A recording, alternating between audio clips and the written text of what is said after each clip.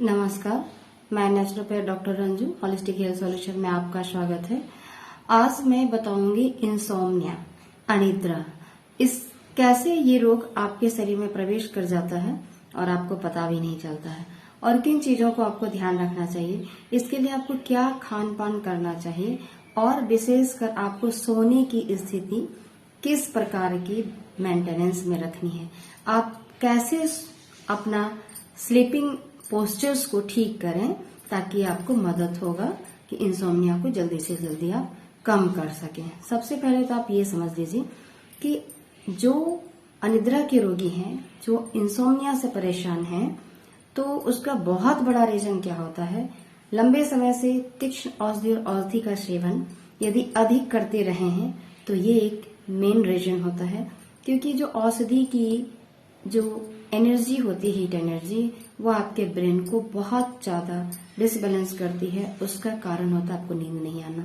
वो डिसबैलेंस आपको किसी और तरीके का नहीं, वो एयर और हीट एयर के रूप में होता है, जो कि कंट्रोल करना बहुत मुश्किल होता है। तो वो आपको रिजल्ट आती कि नींद नहीं आ रही है। दूसरा है, अगर आपको खून की कमी है तो इसमें प्रॉब्लम होगा, क्योंकि ब्रेन को एनर्जी नहीं मिल पाता, ऑक्सीजन नहीं मिल पाता है। तो ये पोजीशन नर्वस सिस्टम के लिए बहुत टफ हो जाता है कि आपके स्लीप डिसऑर्डर्स स्टार्ट हो जाते हैं। ये वायु विकार है। ये वायु विकार की वजह से हम लोग आयुर्वेद में और नेचुरोपैथ में नींद नहीं आना मतलब मानसिक वायु विकार आपके ये में ज्यादा हो रहा है, बढ़ रहा है। कई अन्य रोग होने से तथा वायु विकार से कई अन्य रोग होने से इंसोम्निया पैदा होता है। अधिक श्रम, अधिक जागना, अधिक देर रात में भोजन करना या अधिक खाना, आपकी कैपेसिटी और बॉडी की जितनी एनर्जी है, अगर आप खा रहे हैं वो पूरा आपका एनर्जी प्रॉपर वे में खर्च नहीं हो पा रहा है, तो कहीं ना कहीं जाकर वो एनर्जी आपको ये चीजें पैदा करती है कि आप सो नहीं पाएंगे। वो एयर आपके ब्रेन में डायरेक्ट जाकर ये इरिटेशन स्टार्ट होता है और फिर ये इंसोम्निया की तरफ चला जाता है। देर से खाना, अधिक रात तक जाना, अधिक मोबाइल लैपटॉप पे देर तक कुछ ऐसी चीजें देखना जो आपके ब्रेन में एयर को बढ़ाने का काम करती है। तो ये चीज आपको कंट्रोल करना बहुत जरूरी है। ये सब रीजन है, मेन रीजन है, और पता नहीं चल पाता, ये अनजाने में होता रहता है, कई बार जान के भी होता रहता है।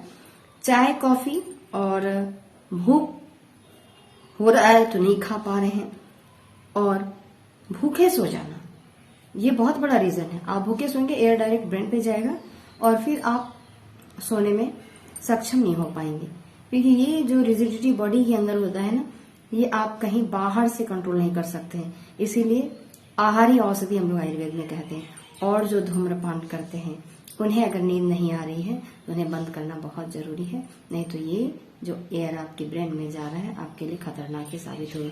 ये सब मेन रीजन है, इसको आपको ध्यान रखना है पूरा का पूरा। हम लोग नेचुरोपैथ में स्टार्ट क्या करते हैं, सबसे पहले आपको डाइट, कैसा डाइट, रसाहार, फलाहार, लिक्विड और स्प्राउटेड एल्कली डाइट। इसका एल्कली का फंक्शन ही होता है कि आपके बॉडी का जो वेस्ट और डिपॉजिट वायु और जो अदर टॉक्सिन्स डिपॉजिट हो रहा है उसको कंट्रोल करना।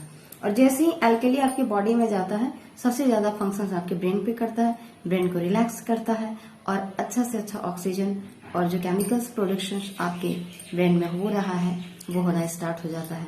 और जब दूसरा कोई ऐसा चीज लेते हैं तो वो केमिकल्स आपको सिक्रेट्स होने में लेट होता है, प्रोडक्शन होने में लेट होता है, तो इंसोम्निया जैसा परेशानी आपको होगा ही, नींदें नहीं आती है।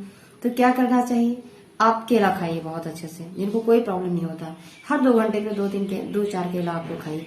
ये ब्रेन के लिए इतना अच्छा फूड है कि इंसोम्निया ऐसे ही रिलीज हो जाएगा, आपका कुछ भी लेने की जरूरत नहीं। लेकिन अब बहुत दिन से सफर कर रहे हैं, बहुत सारी चीजें और भी उनके साथ है, तो अब स्टार्टिंग किसी को है तो केला ही कंट्रोल कर देगा आपको।